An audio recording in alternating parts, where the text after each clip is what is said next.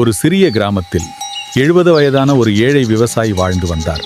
மண் தான் அவரது வாழ்க்கை, நம்பிக்கை தான் அவரது செல்வம். அவரிடம் இருந்தது 2 மாடுகள் மட்டும். அந்த 2 மாடுகளே அவரது உலகம். ஒவ்வொரு நாளும் போல அன்று வயலில் உழ ஆரம்பித்தார்.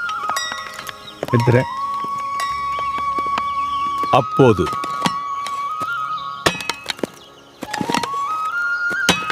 கலப்பையில் ஏதோ தட்டியது. ஆர்வமாக மண்ணை தோண்ட ஆரம்பித்தார்.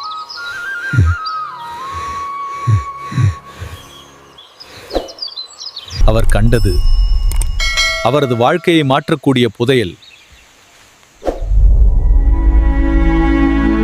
கடவுள் கொடுத்த பரிசு என்று அவர் கண்களில் கண்ணீர் மலர்ந்தது. ஆனால்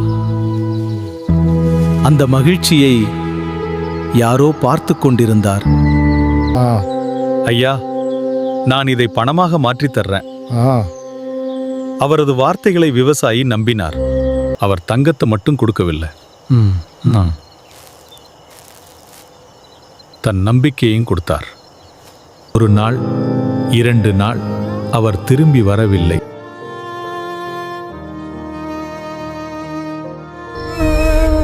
அப்போதுதான் அவன் நம்பிக்கை துரோகம் செய்துவிட்டான் என்று புரிந்தது.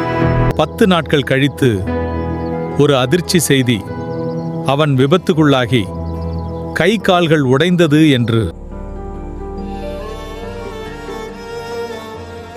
அவரை ஏமாற்றியவன் விபத்தில் கை கால்களை இழந்தான்.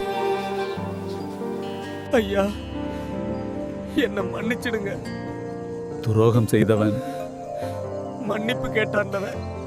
நீ என் பணத்தை எடுத்துக்கல, என் நம்பிக்கையை எடுத்துட்ட. ஆனா நான் உன்னை மன்னிக்கிறேன். தங்கத்தை திருடலாம், ஆனால் நம்பிக்கையை துரோகம் செய்தால் வாழ்க்கையே தண்டனை கொடுக்கும்.